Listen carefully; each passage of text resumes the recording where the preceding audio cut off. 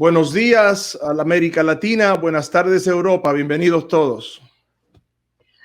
Muy buenos días, muy buenas tardes a todos los que nos ven y buenas noches para los que nos estarán viendo en alguna retransmisión.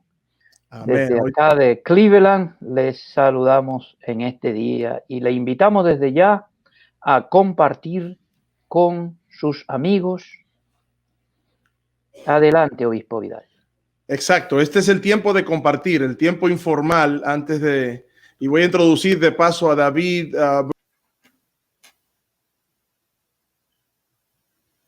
Me saqué yo. Ahora estamos los cuatro. Buenos días, compañeros. Un placer verlos otra vez esta semana en este programa tan especial como el que tenemos hoy. Buenos días, un gusto de estar con ustedes, es un placer enorme y vamos a disfrutar un gran tiempo hoy. Buenos días, obispos también, Dios los bendiga. Buenos días, hermano Cáceres, a toda la audiencia. Este es un tiempo muy bonito y esperado también para seguir compartiendo noticias de esperanza entre tanta información que este programa de los jueves transmite a toda la audiencia internacional. Muy bien, tenemos ya a uno de nuestros invitados de hoy. Hoy tenemos, háblanos de Polishuk, Benjamín. Bueno, en primer lugar, queremos solidarizarnos en esta transmisión y lo haremos un poquito más tarde también con nuestro supervisor general, obispo Sal Clemens, y su esposa, hermana Linda, en la pérdida irreparable de su hijo Jerry. Agradecemos desde ya todas las muestras de afecto, de cariño, de respeto que ustedes han enviado a través de cartas, correos, textos, a través de sus posts en las diferentes redes. Oremos por la familia del obispo Clemens, que pasa por un momento muy difícil en la partida de su hijo Jerry. Mañana estaremos con ellos en un funeral reducido debido a la pandemia, pero solidaricemos con él y con su esposa y con el hermano que sobrevive y todos sus hijos y toda la familia Clemens. Así que oramos, elevemos una oración al Señor por esta hermosa familia que nos dirige a nivel mundial. Adelante, obispo Vidal. Seguro que sí. Estamos muy apenados por lo sucedido y estamos orando por la familia Clemens y solicitamos que ustedes lo hagan también. Bueno, hoy tenemos un programa muy interesante con el doctor Polishuk, pero antes vamos a invitar al supervisor nacional de México, el obispo Rey Martínez, que estará con nosotros hablándonos de la situación del COVID-19 y la Iglesia de Dios de la Profecía en México. Le voy a dar la invitación al obispo Martínez. Le voy a pedir que por favor arregle su pantalla, que solo le veo parte de su cara. Muchas gracias. Y ahora sí. Bienvenido, obispo. Es un placer verlo. ¿Cómo están las cosas en México? Bien, hermano, una bendición saludar a todas las que están aquí presentes. Para mí es un honor estar con ustedes y traemos noticias no muy alentadoras, pero dentro de lo que cabe yo creo que es importante lo que vamos a reportar. Yo quisiera dar una información casi general en el país. Primero, aquí la capital en México, las noticias hasta el día de ayer 20, es ahí donde nos da la cifra total de infectados que hay en el país. Son 56,594 y total de decesos que lleva ya el país, la población más, son de 6,090 fallecidos. A nivel mundial es un 6,7%, pero en México se ha elevado hasta el 10,7%. Eso es lo que hay en las noticias a nivel nacional. Dentro de la población que es la Iglesia de Dios, hasta ahorita únicamente fallecidos son 7 en total, 11 infectados miembros de la iglesia, y se han recuperado de los que estaban infectados ya un total del más del 50%. Es ahí lo que tenemos. Dentro de la iglesia de Dios no hay casi mucho problema. Los decesos que han estado sucediendo es por otras causas de enfermedades, no directamente por el COVID. Y es aquí donde nosotros estamos confiando en el Señor, que ha venido a arreciar más, y lo más pesado es la capital en México y el Estado de México. Tijuana, Cancún, Jalisco, son los lugares que son más infectados en el país. Pero de ahí en fuera, el resto de nuestra república, incluso se está dando ya apertura a los negocios, a los servicios públicos, pero lo tenemos que hacer con mucha cautela y con mucha precaución para no caer también nosotros en esas partes que son muy lamentables. Pero la iglesia se encuentra fortalecida y bien, esperando el momento de que se dé la apertura, y aún vamos a esperar 1 o 2 semanas para que esto nos ayude a estar mejor todavía. Todo lo que se está haciendo a través de los servicios que se está publicando a través de ustedes ha sido muy beneficiada a la iglesia, y está al tanto de todo lo que se dice y se hace. Y estamos orando y lamentamos mucho por la muerte de nuestro hermano, hijo del hermano Sam Clement. Eso ha dado a que nos unamos más en oración todo el país. Entonces, ahí es, hermano, el reporte que tenemos hasta ahorita, hermano Gabriel, hermano Benjamín, y todos los que nos están viendo a través de esta pantalla. ¿Alguna otra pregunta, hermano?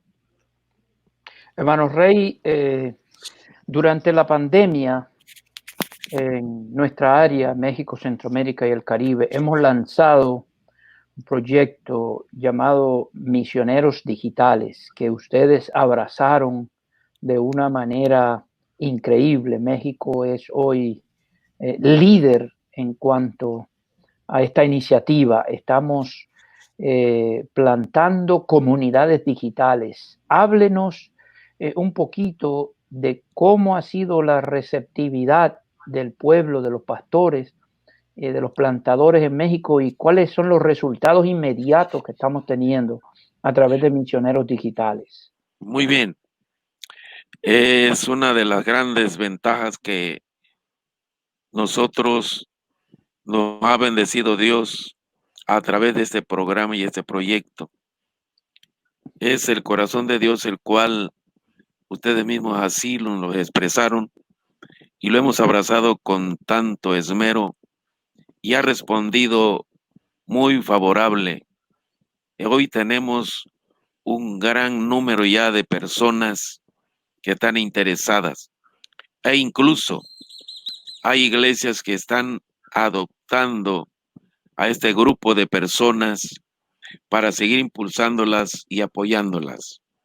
Tanto misioneros no digitales como misioneros que ya están en el campo trabajando en zonas rurales, y es ahí donde la iglesia, a pesar de todo esto que la pandemia, no trabajo, pero ahí se ve la disposición de la gente y está positivamente abrazando este proyecto.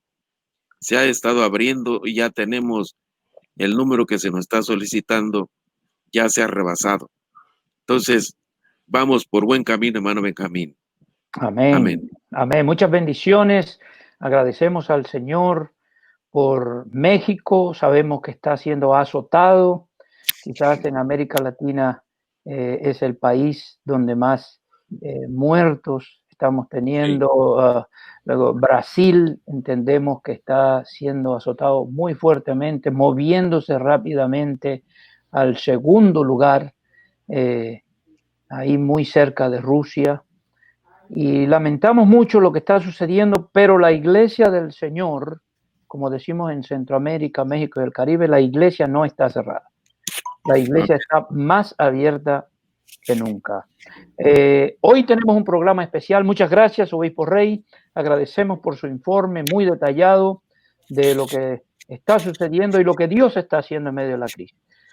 El doctor Pablo Polishuk es un académico, es un erudito, una persona muy respetada en el ámbito teológico, en el ámbito de la psicología pastoral. Ha estado muy ocupado en estos días en transmisiones para Argentina y la Florida y nos concedió estar con nosotros este día. Fue nuestro profesor en el seminario Gordon Conwell, donde nosotros estuvimos expuestos a un nivel increíble de instrucción, dándonos herramientas para poderlas usar casi inmediatamente. Es autor de varios libros que son utilizados en seminarios y universidades, y es un orador que hemos tenido en nuestras cumbres en Centroamérica, donde ha sido de gran bendición para el ministerio. Así que este día somos bendecidos.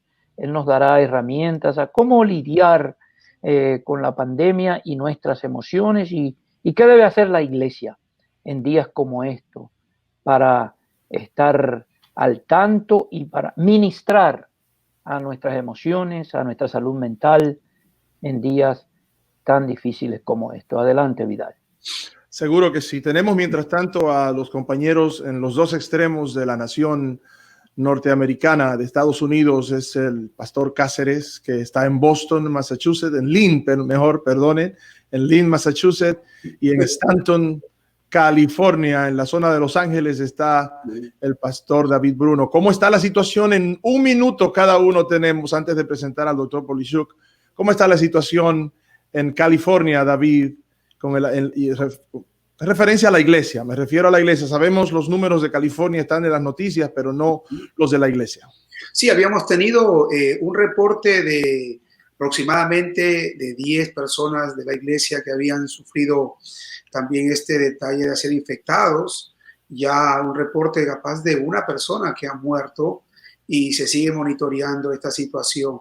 Lamentablemente todavía estamos en esta situación en California de ir manejando este proceso de reapertura o no, pero todavía está ese temor latente, ¿verdad? De todavía guardar y cuidar a nuestra gente, porque tristemente ha habido todavía noticias las últimas semanas que algunos hermanos más han sido contagiados, incluyendo gente nuestra que está trabajando en primera línea en los hospitales y pues por el servicio también han sido parte de esto, ¿no? Así que reitero, de 10 a 12 personas capaz han sido infectados. Algunos están todavía en ese proceso de recuperar su salud. Qué bien. Pastor Cáceres, la situación en el área del este, en el área de Massachusetts, que es uno de los estados con más infectados en la nación. Sí, la iglesia tuvo 21 casos positivos y gracias a Dios ahora no tenemos ninguno. Estamos 0 casos, gracias al Señor. Y ya el gobernador dio la orden, en la primera fase incluyó a las iglesias a partir del lunes pasado. Estamos trabajando en el protocolo. Empezaremos el domingo con una transmisión desde la iglesia y el día 4 de junio estaremos haciendo nuestro primer servicio con la nueva estructura, el nuevo tiempo que vamos a hacer. La ciudad está teniendo una estadística de 20 casos positivos por día y hay mucha expectativa. Estamos trabajando mucho en estos días con todo el nuevo formato que se va a usar en las iglesias. Tenemos mucho trabajo. Así es, y así estamos. Estamos también un poquito tristes hoy porque ayer perdimos 2 de nuestros pastores en Perú. Uno de ellos directamente por el COVID y otro indirectamente por COVID porque no murió por tener el virus, pero murió por causa de que los hospitales han colapsado. Así que pedimos oraciones por Perú. La situación está todavía muy seria. Yo sé que están abriendo, algunas naciones tienen ahora cuarentenas inteligentes, pero la gente sigue muriendo, la gente sigue contaminándose. En América Latina ya llegamos a los 500,000 infectados y sigue subiendo. Vamos todavía hacia arriba y por eso tenemos que tener mucho cuidado. Nos preparamos, Benjamín, para recibir al doctor Polishuk. Le voy a pedir a mis compañeros de Boston y de Lynn, Massachusetts, que nos vemos en un ratito. Y ahora nos preparamos para comenzar el programa de las 11 de la mañana con el doctor Polishuk. Hasta pronto, hasta un ratito, David, Bruno y Pastor Cáceres. Muy bien.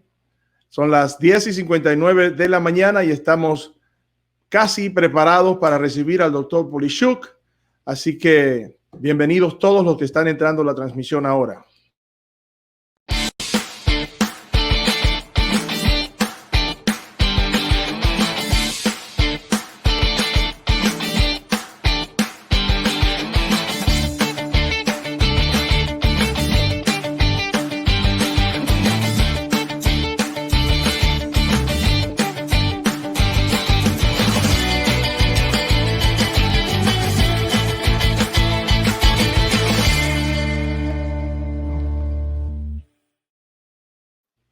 Adelante, Benjamín. Un saludo afectuoso para toda nuestra audiencia que nos sintoniza en este día. Ya como todos los jueves, estamos en sus hogares y nosotros también desde nuestros hogares. Le damos las gracias al Señor porque nos permite llegar hasta ustedes siempre con un abrazo fraternal y trayéndole siempre a alguien que nosotros respetamos y que consideramos que puede aportar algo en momentos tan difíciles como los que está pasando la humanidad. Pensaba yo esta mañana, el mundo entero está paralizado, todos los continentes, todas las áreas de la economía, los deportes, las artes, todo se ha paralizado. Y hemos invitado a una persona a quien nosotros amamos, respetamos y está con nosotros ya en pantalla, el doctor Pablo Polishuk, uno de nuestros profesores, quien nos retó, nos desafió a pensar fuera de las esferas tradicionales y a ver la psicología como una disciplina amiga para el ministerio y cómo implementarla para traer herramientas a este ser tan complicado que es el ser humano que Dios creó. Así que, doctor Polishuk, bienvenido a nuestra audiencia. Tenemos gente en Europa, en América Latina y aquí en los Estados Unidos que nos está siguiendo todos los jueves de la Iglesia de Dios de la Profecía, aproximadamente 5,000 iglesias hispanas que están en contacto con nosotros a través de este foro y 5,000 pastores que quieren escucharle en este día para que nos dé herramientas a cómo nosotros lidiar con esta situación tan difícil, tan repentina, inesperada, cómo podemos nosotros bregar con esta situación. Bienvenido, adelante, esperamos algunos 25 minutos de su exposición y luego la gente tiene preguntas. Adelante. Bueno, para mí es un privilegio el poder dirigir la palabra porque en estos tiempos estamos muy ocupados, todos los que estamos en el ministerio, sea pastoral o sea de consejería o de terapia. Y últimamente estoy bastante ocupado desde casa con todo lo que hay que hacer con referencia a lo académico, tanto en Argentina como en el Gordon Campbell, como atendiendo a los seminarios pastorales que necesitan cierta dirección, pero también tengo pacientes privados que tengo que ver virtualmente todos los días y escuchar a las personas en sus quejas, en sus ansiedades, en su depresión y pastorear en un contexto vicario, como lo llamamos. Vicario no porque el nombre semánticamente se refiere a algo que uno considera como parte de otra persona o de otra agencia o de otra entidad como que le corresponde a uno, sino porque las siglas vicario significa volátil, incierto, complejo, ambiguo, retador, insidioso y ominoso. Es sumamente difícil este entorno, ya que las condiciones del cuidado pastoral han experimentado muchos cambios drásticos en los procesos y en las tareas pastorales. El impacto de la pandemia representa un desafío al ministro, tanto a su persona como al de las personas a las cuales ministra, porque las condiciones psicológicas acopladas al estrés, conocidas como reacciones de ajuste a las crisis circunstanciales, incluyen la manifestación de estados depresivos y de ansiosos, y los síntomas fisiológicos, emocionales, cognitivos, relacionales que definen a estos estados depresivos y ansiosos forman parte del costo del ajuste. Y aunque los pastores no son diagnosticadores o terapeutas en sí, deben saber ciertas siglas, ciertos síntomas, ciertos pormenores para poder referir o dispensar su consejo de una forma acertada. La pandemia representa un factor mayor que afecta a muchas personas cuyas reacciones manifiestan síntomas. Y tanto la depresión como la ansiedad son términos que sirven para denotar, para describir, para etiquetar conceptos o constructos que definen estados anormales, complejos, y describen estados emocionales tales cual el desánimo, el desgano, la tristeza, la perturbación, la preocupación, el concernir anticipado, la carencia de control, la carencia de seguridad personal. Han llegado a formar parte del vocabulario de nuestro lenguaje cotidiano ahora. Tanto la ansiedad como la depresión reactiva a estas circunstancias son experimentadas diferencialmente por las personas, debido a que cada ser humano procesa su realidad en forma muy personal y lo hace a su manera. Como parte de reacción a la pandemia, el resultado es que uno tiene un costo físico, un desgaste personal, interpersonal, porque se relaciona a las pérdidas. Uno estaba acostumbrado a su vida, a su estilo, a sus planes, sus propósitos, pero ahora las pérdidas personales de seguridad, de bienestar, de salud física, emocional, la pérdida de la libertad de acción, de esparcimiento, que es más limitado, la relación que ha tenido con su familia, especialmente los alejados, es sentida mucho mayor. Y en ese sentido sus amigos, la iglesia, especialmente los feligreses, los creyentes que están acostumbrados al toque personal, a los abrazos, a la mirada directa, ahora es todo virtual y entonces es diferente la manera en la cual uno tiene que imaginar la audiencia o tenerla en mente, una presencia en ausencia.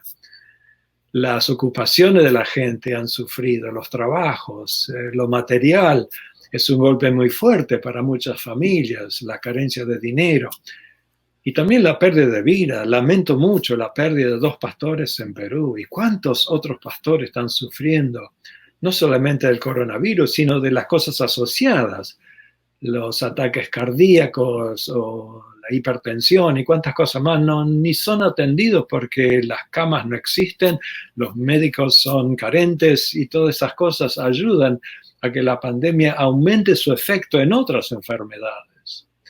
La verdad es que tenemos muchas maneras de dolernos, de tener duelos y tristeza por las separaciones, pero también percepciones negativas acerca del futuro, del entorno estresante, inseguro, qué del mañana, los planes que han sido afectados, desplazados, cancelados, qué del ministerio que estamos acostumbrados, tanto que ayer estaba hablando con un pastor de Argentina que un amigo de él está construyendo una iglesia muy grande y que pregunta, ¿qué es lo que estoy haciendo? ¿Acaso será lo mismo en el futuro? ¿Tendremos esta clase de reuniones en conjunto? Sí que hay mucha incertidumbre. La depresión como parte de la reacción a la pandemia es el resultado de la interacción entre los eventos estresantes, devastadores, y la persona que procesa estos eventos. Porque las percepciones negativas de sí mismo, la falta de eficacia propia, de dominio propio, de recursos para pelear, para estar en paz, o la carencia de fe, de confianza, de seguridad personal, la fragilidad, la mortalidad de uno, le pega fuerte también. Es decir, que no solamente lo que pasa afuera y que viene hacia adentro de su espacio vital, sino como uno tiene la predisposición de responder, la actitud, la disposición, su carácter, su madurez, su conocimiento, su fe, sus creencias, sus valores. La predisposición que viene del pasado también, la manera que hemos sido formados, nuestras experiencias personales, las memorias acumuladas, consolidadas de todas estas cosas que son como metanarrativos en nuestra vida personal. Para dar una pauta de lo que hablamos, la depresión es un término muy amplio. Y está la depresión unipolar, bipolar, maníaca depresiva, la distimia, la ciclotimia, cuántas cosas que entran en el ambiente clínico. Pero para el pastor es necesario saber acerca de la reacción depresiva, que es debida a las circunstancias. El modo depresivo expresado en términos mórbidos, lúgubres, negativos, del estado de ánimo decaído, apesadumbrado, abatido, perturbado. También es acoplado con la pérdida de interés o de placer en la vida, una disminución acentuada en realizar todas o casi todas las actividades mayores, la mayor parte del día, casi todos los días. Y es reportado por la persona o por los familiares de la persona que llaman al pastor. Además, las personas experimentan otros síntomas catalogados en diferentes maneras, términos fisiológicos, cognitivos, emocionales, sociales y espirituales. Por ejemplo, la pérdida de apetito por un lado, la consecuencia pérdida de peso. Por otro, el consumo excesivo de alimentos confortadores y el aumento de peso. Imagínate, la nevera, la heladera, la refrigeradora está ahí a mano. Como uno está todo el día en la casa, pasa por ese punto de su existencia, de su espacio vital, y es muy tentado a abrir la puerta y darse algo que lo conforte, algo que lo anime. Por otra parte, el insomnio, la pérdida del sueño o las dificultades en conciliar el sueño. Y en algunos casos sucede lo opuesto, donde la persona depresiva experimenta un letargo tan emocional y tanto desgano que se da al dormir excesivo, no quiere salirse de la cama con hipersomnio. Aparte, la agitación psicomotórica, la retardación de movimientos también, casi todos los días, la fatiga, la pérdida de energía casi todos los días, todos estos son factores de la depresión. Así que los síntomas son emocionales. La angustia mental, el sentir abrumado, sobrecargado de expectativas negativas al futuro, al sentido de futilidad, de desgano, cierta culpabilidad personal asociada a la percepción de verse inservible o inconsecuente o impotente. Uno está tan acostumbrado a ponerle la mano encima a los enfermos, a abrazar al decaído, a darle un toque personal. Todo eso ahora confiamos que sigue virtualmente, pero en realidad la carencia de contacto físico de cara a cara acarrea cierta culpabilidad que uno no tiene por qué tenerla, pero es un sentido de culpa que puede llegar a ser excesivo o inapropiado o delirante por parte del pastorado. Los aspectos cognitivos entran las dificultades en concentración, en los pensamientos intrusivos, negativos de carácter anticipatorio, cuyo contenido es mórbido y autocastigador, con atribuciones negativas a su ser, al entorno, al futuro. Los estilos de pensar y razonar, de atribuir significado a los eventos, de consolidar en libretos estos metanarrativos, son muy funestos, negativos, sedimentados, consolidados y estereotipados, tales como la rumia, el remasticado, la preocupación por su salud, por la seguridad, por la de otros también, del futuro de uno, del futuro de los otros, de la iglesia. El remasticado de pérdidas experimentadas llega a ser un estilo asiduo de pensar. La pérdida de la dignidad personal debido a la incongruencia de una persona que suple las necesidades de otros, sintiéndose respetada, considerada esencial, efectiva, ejemplar, acoplada, o debido a la imposibilidad de bendecir, de irradiar presencia, de realizar sus logros, o de realizar sus planes, de progresar en su trabajo, en lugar de estar anclado, opiado casi, carente de dirección, abrumado por los problemas, pero no pudiendo darles cauce y darles cabida y darles la atención debida en persona. Este factor representa un golpe muy fuerte a la persona pastoral y a la familia pastoral, especialmente familias hispanoamericanas que simplemente en general están acostumbradas a juntarse, a pasar ratos alegres.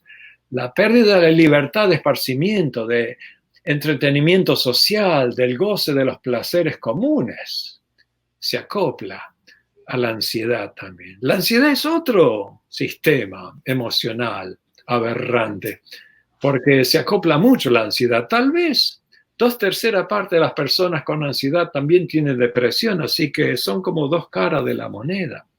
En cuanto a la ansiedad, este desorden representa un estado subjetivo del ser marcado por sensaciones fisiológicas aumentadas, un sentido de inseguridad, de carencia de control, de pronósticos futuros. Toda persona experimenta ansiedad comúnmente, siendo una marca propia del ser humano en su estado natural, presente desde Génesis capítulo 3 como resultado de la separación del postulador de la existencia humana. La ansiedad ha sido objeto de varias categorizaciones, tales como desorden de ansiedad generalizada, desorden de pánico, las fobias o fobias comunes, sociales, la agorafobia. Pero lo que nos interesa a los pastores es la reacción de ajuste a los estreses de la vida con tinte de ansiedad, con manifestaciones de ansiedad. ¿Qué manifestaciones? El pastor puede distinguir la ansiedad por sus físicos, sus aspectos fisiológicos. La hiperactividad del sistema nervioso autonómico, con el aumento del ritmo cardíaco, los latidos del corazón que surgen, el estómago alterado, la tensión muscular, el sudor, el estremecimiento, el temblor, la agitación. Todos estos factores responden al sistema que automáticamente es evocado por el estrés. El desgaste con consecuencias negativas ocurre con cansancio, alteraciones en el sueño y en el insomnio también, como en la depresión. En cuanto a la emoción, es una angustia mental, una irritabilidad que la acompaña, con enfado, con impaciencia, intolerancia a la ambigüedad, a la incertidumbre. Y también los aspectos cognitivos, con dificultades en la concentración, con una vigilancia extrema, una rumia o remasticado obsesivo anticipado y monitoreo de los posibles peligros a su propia seguridad o a la seguridad de sus amigos, de sus feligreses, de su familia. Los estilos de pensar negativos en la ansiedad se caracterizan por el monitoreo de los peligros, aparte de la rumia. Lo relacional entra en juego porque las personas con ansiedad tienden a ser más codependientes, con un apego inseguro, que se apegan a las personas casi como ovejas que son llevadas al matadero casi. Es decir, que son demandantes de otros porque necesitan seguridad, necesitan relacionarse con alguien que les dé albergue o que les provea un ego alterado casi. Los factores presentes en la ansiedad generalizada es la carencia de conocimiento, la carencia de control y la carencia de poder predecir su existencia, su permanencia, su seguridad. Estos tres factores siempre se relacionan a la ansiedad. Por ejemplo, si yo tuviese el conocimiento cabal de todas las cosas y funcional acerca de todo lo que pasa, los datos exactos acerca de los peligros, las precauciones, todo eso me da cierta manera de manejo, me da ciertas riendas para manejar. Pero la falta de seguridad personal, la falta de seguridad de otros en algún entorno situacional, de no tener todos los datos al alcance. Y la verdad, escuchamos a tantas cosas. Primero, que hay que ponerse un barbijo, después no hace falta. Después que hay que tener 6 pies de distancia. Un investigador del MIT dice 27 pies de distancia, que está en el aire, que está en la superficie. La mayoría de la gente no tiene todos los datos a disposición. Entonces se vuelve media paranoica porque el virus parece que está en todas partes, está en todo lugar, en todo espacio. Desde las verduras del supermercado hasta los paquetes que las encierran, hasta los automóviles que alguien tocó la puerta o la manija. Estamos bastante carentes de el conocimiento cabal y total, porque es un amigo invisible que no podemos captar a ciencia cierta. Sabemos su existencia a través de los desvástagos que hace, a veces de todas las peripecias que atravesamos, pero no lo podemos ver a ciencia cierta con los ojos. La sensación de no tener control de las circunstancias que lo rodean, que lo apremian, ¿no? Acechan en el presente. Cuanto uno más controla, más puede predecir su seguridad, pero falta de control, falta de conocimiento y falta de seguridad es simplemente algo que aumenta la angustia existencial, la ansiedad, con sus aspectos fisiológicos, cognitivos, emocionales y relacionales. La rumia, el remasticado, los diálogos internos negativos se centran en el monitoreo de posibles peligros con anticipación catastróficas. Entonces, el confinamiento produce estrés en los miembros de la familia y en su propio ser, especialmente experimentado en los sistemas disfuncionales, mucho más en entornos sobrecargados de tensión interpersonal, de conflictos conyugales o familiares. Por ejemplo, la pandemia ha obligado a muchos proveedores de salud mental a dar muchos consejos para que las familias se apacigüen, para que se relajen, para que se tomen un poco de distancia los unos de los otros, porque están encerrados encima del uno del otro. ¿Y qué pasa? El femicidio ha aumentado, el abuso de niños ha aumentado, la codependencia ha aumentado, la adicción a las drogas, al alcohol ha aumentado. Muchos desastres han aparecido en nuestras existencias familiares a causa de estar encerrados. Y el estrés asociado al confinamiento eleva la propensidad de las personas carentes de dominio propio hacia el abuso, la negligencia y la violencia doméstica. Y aunque no se compare a estos datos, el estrés presente en los hogares pastorales también puede suscitar muchos conflictos en sus relaciones interpersonales, con su cónyuge, con sus hijos, con sus familiares en general. La percepción y la atribución de significado a la pandemia en su amenaza a nuestra seguridad, a nuestra salud, a la vida misma, es lo que necesitamos discernir. La pérdida de las relaciones sociales acostumbradas y todo lo que hemos dicho aumenta nuestra ansiedad. Y a veces estamos acostumbrados como pastores o como predicadores o maestros a buscar causas y conectarlas con los efectos. Y a veces no tenemos una relación directa, lineal, serial de causas y efectos. Y entonces las atribuciones personales entran en juego, la teología personal entra en juego. La pandemia está causando estragos, es un mal mayor, pero ¿cómo me ha afectado personalmente? ¿Cuál es la causa? ¿Cómo ha afectado a mi iglesia? ¿Es acaso el castigo de Dios? ¿Es una corrección divina para que busquemos más a Dios? ¿Es un mal insertado por Satanás? ¿Es un mal que se debe a los científicos de alguna región del mundo que no tomaron precauciones adecuadas en un laboratorio y taparon la cosa? ¿Es la falta de fe y la intercesión por parte de la iglesia por causa del mundo? ¿O es mi falta de fe en las promesas de Dios o permitiendo la entrada del enemigo a mi vida? ¿O las cosas pasan porque tienen que pasar, que Dios hace salir el sol sobre buenos y malos y llueve sobre justos y pecadores? Se da cuenta que las pérdidas, el estrés, la ansiedad, la depresión suscitan y evocan la búsqueda de causas, pero las causas a veces no están tan aparentes. Y había un estoico llamado Epicteto que dijo hace muchos años atrás, en el año 70 después de Cristo, no son las cosas en sí las que nos perturban, sino la atribución de significado que le damos a las mismas. Si bien tenemos las cosas que nos golpean fuerte, ¿cómo las procesamos? Cada persona procesa el impacto de los desafíos de la pandemia desde diferentes niveles de actuación, desde su estructura personal, sus creencias, sus valores, hacia sus procesos cognitivos, el pensar, razonar, atribuir significado y darle valor a las cosas, o a sus reacciones.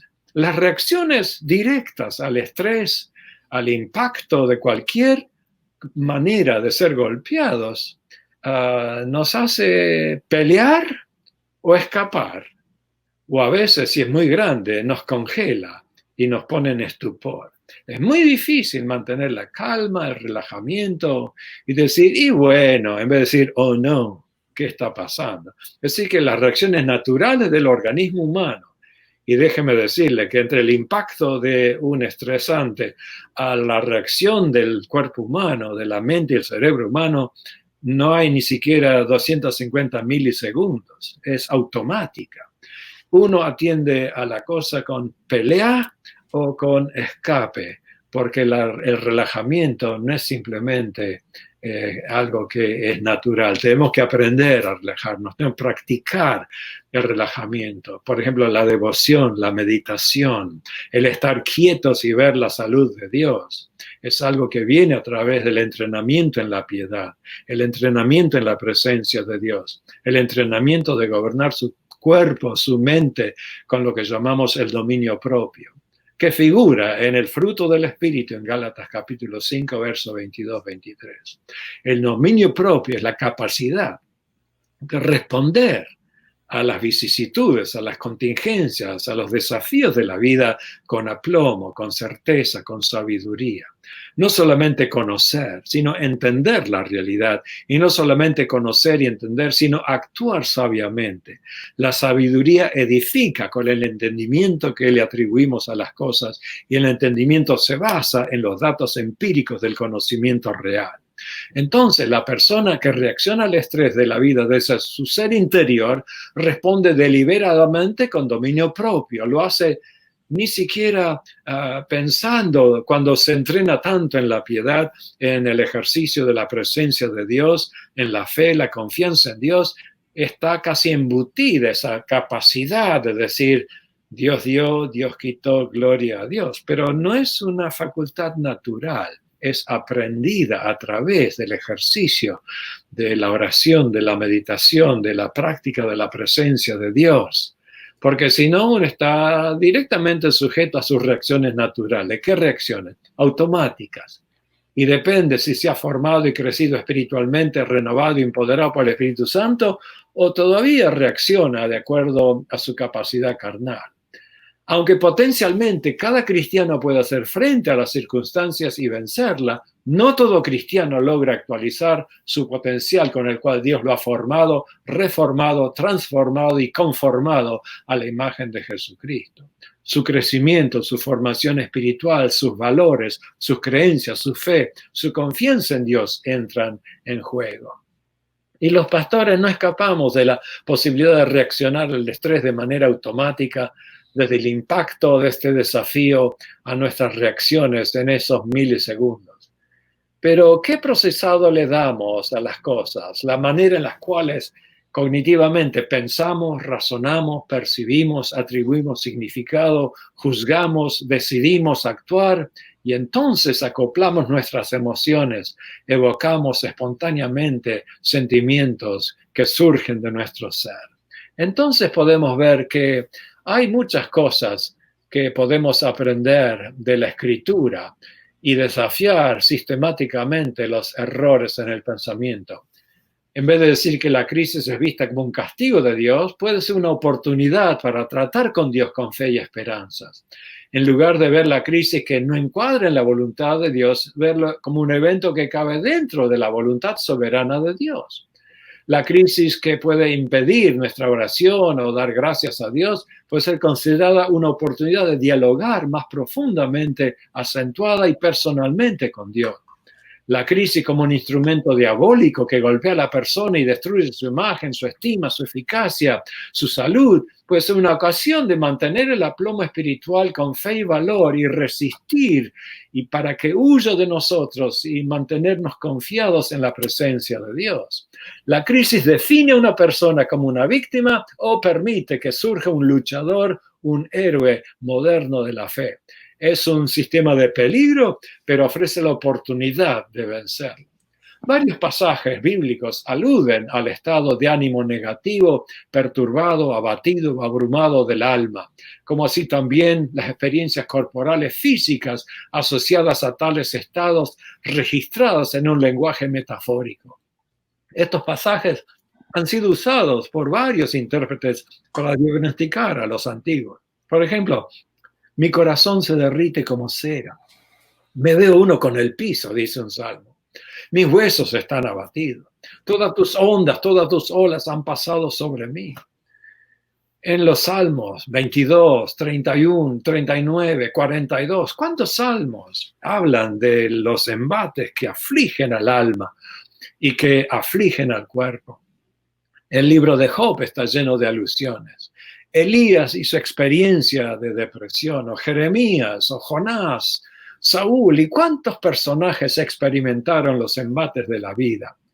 La escritura deben ser integradas al entendimiento actual de los trastornos emocionales y podemos digerir la palabra con una buena hermenéutica y aplicarla a su debida manera. Leer las escrituras en la presencia del autor, el Paracleto llamado a nuestro lado para ayudarnos en todo tiempo, inclusive a recordar, a memorizar las escrituras, a alojarlas en la mente, en el corazón. Colosenses 3:16 dice, la palabra de Cristo more en vosotras abundantemente para que podáis amonestaros los unos a los otros con toda sabiduría. El Salmo 42, por ejemplo, yo tengo un escrito en inglés en un journal de psicología y teología, donde hay diálogos internos y retórica interna, cuando el autor enfoca metacognitivamente. ¿Qué es metacognitivo? Pensar acerca de sus pensamientos, procesar sus propios procesos.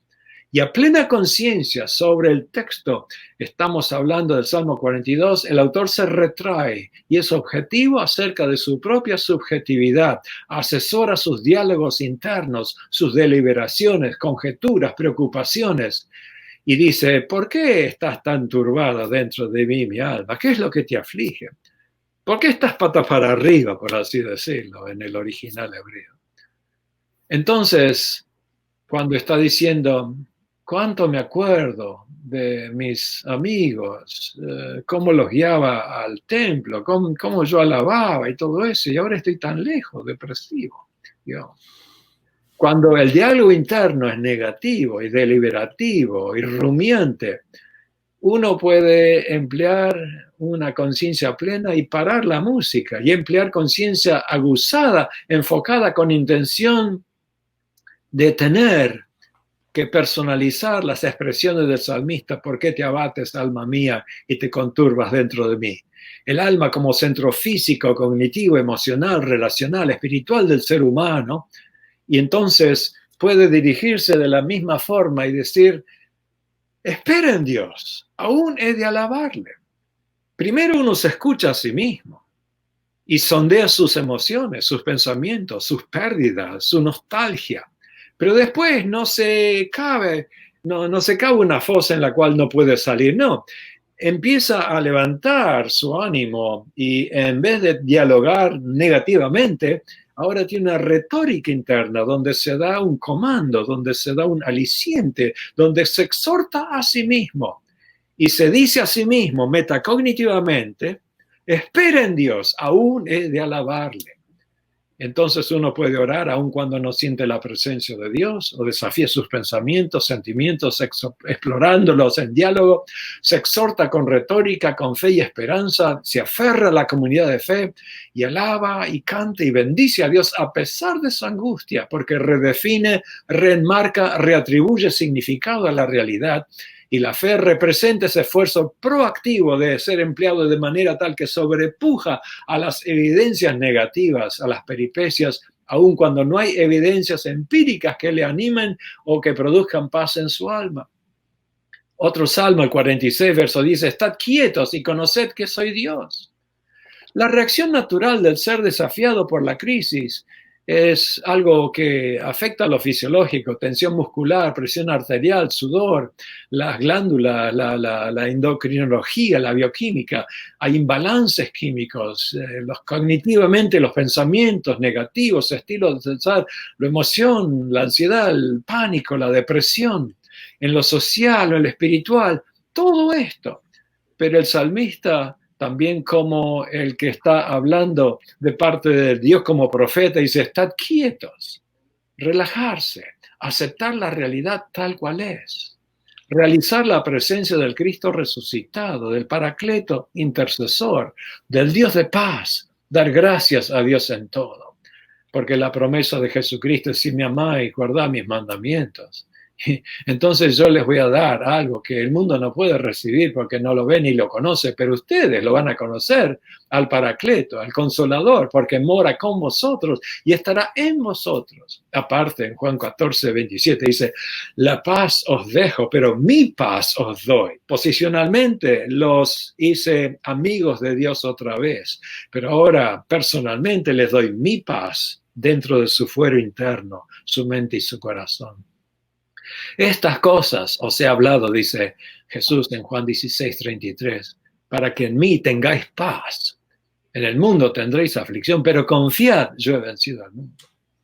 Y aunque nuestra fe sea como un pábilo que humea, una caña cascada, el Señor promete en Isaías, y lo cita el Señor Jesucristo: la caña cascada no quebrará y el pábilo que humea no apagará hasta que venga su juicio. Porque Él es empático y tierno con los oprimidos, los que han experimentado quebranto, los que no arden tanto, los que no están tan fogosos. Dios está a su lado. Entonces, podemos fijarnos en algo como pastores, practicarlo primero nosotros y luego confiar que podemos bendecir a otros con la palabra y con el Espíritu, y aún con presencia en ausencia. Mire lo que dice Filipenses capítulo 4, el verso 5, la premisa mayor: el Señor está cerca. Y no se refiere a la segunda venida, eso es Maranata, el Señor está cerca. Aquí el término griego es para denotar que el Señor está a la vuelta de la esquina, está ahí nomás, está cerca. Por nada estéis afanosos, ansiosos, preocupados, sino haced notorias, explícitas, concretas, definidas, asesoradas vuestras peticiones, con ruegos y súplicas, una actitud humilde, sumisa, dependiente de Dios, con acción de gracias, realizando que Dios es fiel y que librará nuestras vidas de peligro, que contestará nuestros ruegos, nuestras plegarias, y si no, lo vemos más pronto. Darle gracias de antemano a pesar de las circunstancias vigentes, y la paz de Dios que sobrepuja todo entendimiento, un estado de tranquilidad, de sosiego, dado en gracia, guardará vuestras mentes y corazones como un centinela guarda a un fuerte. Es decir, que la presencia del Cristo vivo, del Dios de paz, permite un reformateado mental, una reatribución de significado a la realidad, reenmarcando las circunstancias ante la presencia de Dios vivo, del Dios de paz. Y por lo demás, hermanos, todo lo que es verdadero, lo que es honesto, lo que es justo, lo que es puro, lo que es amable, lo que es de buen nombre, si hay virtud alguna, si hay algo digno de alabanza, en esto pensad. Ese es el contexto en el cual Pablo dice: no estéis ansiosos. Es decir, cambiad vuestros pensamientos negativos, el flujo, la corriente de pensamientos y estilos negativos por algo mejor, un flujo positivo, un flujo que depende de la presencia de Dios. Entonces, todo lo que es bueno, verdadero, honesto, justo, amable, pensad en esto. Y esos procesos proactivos, positivos, investidos de poder, desalojan, desplazan los pensamientos, estilos de razonamientos, atribuciones, juicios, memorias, sentimientos negativos, y los reemplaza con expresiones, intenciones, pensamientos y estilos positivos. Y trae la paz, la calma, la confianza y aumenta la fe. Y ¿sabe qué dice el verso 9? El Dios de paz estará con vosotros. ¿Qué cosa, no? Al principio, el Cristo vivo está presente. Al fin, el Dios de paz estará con nosotros. Y sobre todas las cosas, la paz de Dios, que sobrepuja el entendimiento, guarda nuestros corazones. Te pregunto, pastor, ¿qué es mayor, el Dios de paz o la paz de Dios? A veces usamos los libros los textos de la Biblia como talismanes, como textos, como abracadabras. Los citamos para que como por milagro las cosas pasen porque citamos la palabra. Y la verdad es que la palabra nunca viene vacía, es poderosa para efectuar cambios. Pero más que las promesas, más que los textos dados por Dios, es el Dios que da los textos. Te digo un ejemplo: Abraham, tendrás un hijo. Y después de 30 años tiene un hijo. Y a los 15 años después le dice: dame tu hijo y mátalo en el monte de Moria. ¿Y cómo es eso? Me diste una promesa y ahora está en contra de la promesa. Me decís que lo mate.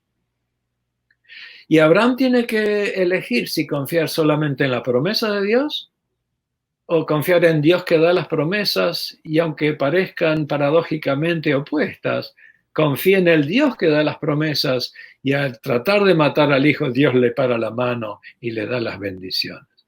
Confiemos no solamente en la paz de Dios, confiemos en el Dios de paz que ofrece su presencia, el Cristo vivo, el Dios de paz con nosotros. Entonces es fiel y bondadoso y su misericordia permanece para siempre. El Salmo 103, bendice alma mía Jehová y no olvide ninguno de sus beneficios. ¿Qué beneficios? Él te perdona todos tus pecados, Él te saca del hoyo, Él te corona de favores y misericordias, Él te bendice, etc. Entonces, en vez de escucharse tanto en lo negativo y en vez de sondear tanto los pensamientos y quedarse ahí, háblale a su alma, dígale a su propio ser desde arriba con la voz empoderada por el Espíritu Santo, bendice alma mía a Jehová, o espera en Dios, aún he de alabarle. Otro texto dice, aún he de alabarle en la tierra de los vivientes. Un día todos le alabarán en el allá, en ese día, pero hoy podemos hacerlo por fe. Entonces, ¿qué estrategias para terminar? ¿Qué estrategias? Hay que trazar blancos, metas, objetivos específicos a ser logrados diariamente, semanalmente y mensualmente.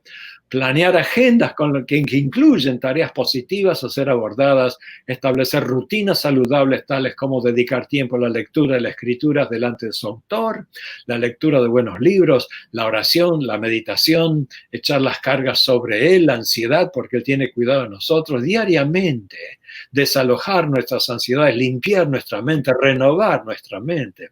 El entendimiento de estas cosas produce un entrenamiento en la piedad, un proceso asiduo, renovado, la mente cotidiana en el día que Dios ha hecho hoy día. Tenemos la presencia del Espíritu. Planear el futuro inmediato, vivir el momento a momento, hora por hora, sin ser obsesivos, pero que digamos, basta el día su afán y que el Señor nos ayude en este día para ser de bendición a otros también. Darnos a la tarea de sondear su estado espiritual, sus creencias básicas, porque mantienen esta fe en vivo, mantienen la esperanza de la vida eterna también. El contacto con Dios es especial, después con su familia. Nosotros tenemos un chat entre la familia donde todos nos comunicamos todos los días y tengo una hija en Seattle, un hijo en Atlanta, otro en Duxbury, Massachusetts, pero estamos conectados y diariamente estamos al tanto de lo que nos sucede, animándonos, haciendo bromas, teniendo tiempo hermoso y aparte tengo sobrinos en Polonia y tengo gente en Argentina y tenemos nos comunicamos diariamente casi porque hay que mantener contacto con la familia, también con los feligreses, porque nos necesitan, los miembros de la iglesia. Organizar a distancia una red de personas que ayuden en el ministerio en las tareas para delegar, repartir asignaturas, afianzar y encomiar el liderazgo de grupo, de acción social, de atención a las personas necesitadas de oración. Y tener cuidado personal, darse tiempo para mantener su aseo mental, su estado físico apropiado. El ejercicio físico es necesario, aún dentro del confinamiento, con metas concretas en mente, tiempo adecuado, calorías a quemar, pasos a ser tomado, valor nutritivo de los alimentos. Desarrollar algún hobby, algún entretenimiento sano, armar un rompecabezas de 2000 piezas o aprender algún verso, ordenar un vestuario, arreglar algún desperfecto de la casa o darse algún hobby. Yo estoy componiendo nuevos himnos en la guitarra, me gusta ensimismarme con la guitarra y pasar tiempo a solas con Dios, tocando música para Él sin ni una audiencia, porque la audiencia es muy crítica, pero Dios acepta que lo de todo corazón. Redimir el tiempo, ser proactivos durante el confinamiento y atender a los asuntos particulares del hogar. Y en lugar de verse atrapado, ser creativo y reatribuir significado a la realidad. Mire, al apóstol Pablo lo encerraba en la cárcel y ahora podía escribir. Podía escribir o dictar cartas. Porque él era una persona que nunca paraba. Predicaba, enseñaba, hacía carpas, mantenía su equipo, discipulaba día y noche y viajaba. No paraba. Pero al encerrarla en la cárcel, ahora puede escribir a los Efesios, puede escribir a los Filipenses, Y a los filipenses es inaudito porque él está preso, pero él dice casi 9, 10, 11, 12, 13 veces, gozaos en el Señor. Él está animando, encomiando a la gente libre afuera de la cárcel. El prisionero es el que conforta porque su espíritu no está preso. Su espíritu es libre. Su espíritu está en la presencia de Dios. Uno reformatea, reatribuye significado a la realidad y toma el desafío como un aliciente para crear contingencias que no existían antes. Y podemos decir, Pablo prisionero a causa de Jesucristo, no del César. El César es incidental. Lo que pasa es una cosa, mi reacción a lo que pasa es lo que realmente vale la pena. Y aunque el mundo alrededor de tu vida se desmorone, el mundo dentro de tu piel en alguna manera tiene que estar bajo el control de tu dominio propio, bajo el control del señorío de Jesucristo. Entonces podemos ver cómo la persona, la presencia del Espíritu Santo se acopla a nosotros y puede darnos más creatividad para mantener el contacto con las personas y organizar todas las cosas a medida que van pasando. Y entonces podemos dar lugar a otra manera, inclusive de liderar la iglesia. Termino con la ilustración de un libro en inglés que se llama Canoeing the Mountains, o Andar en canoa por las montañas. Se trata de una expedición que Estados Unidos mandó a través del gobierno a las personas de Lewis y Clark, dos expedicionarios que fueron en canoas tratando de buscar un camino hacia el Pacífico y navegaron todos los ríos habidos y por haber, y de repente se topan con las montañas rocosas y la canoa no les sirve para nada. Eran expertos en canoas, eran expertos en navegación, eran expertos en su materia, en su liderazgo, pero ahora no les sirve para nada. La condición ha cambiado, el entorno ha cambiado, los desafíos han cambiado. Y por 60 millas tienen que andar para arriba y para abajo en las montañas. Tuvieron que dejar las canoas a un costado o llevarla al hombro por la duda que haya un río del otro lado de la montaña. Tuvieron que depender de una indiecita como guía para que les diga, para ser sensitivos al entorno. Muchas peripecias. Hemos estado acostumbrados a nuestros esquemas, nuestros moldes, nuestras técnicas, nuestras estrategias, y a veces se han consolidado tanto que parecen vacas sagradas que no podemos tocar. Esta pandemia va a hacer que muchas de estas vacas se mueran realmente.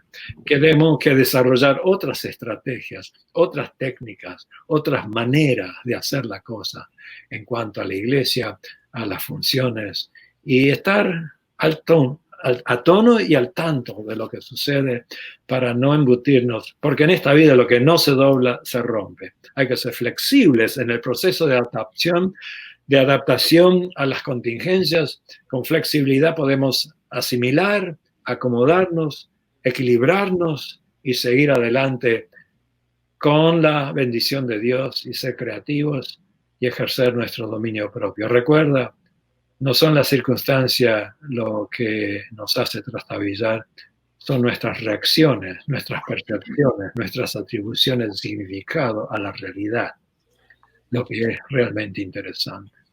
Bueno, hasta aquí me he expandido demasiado, perdonen.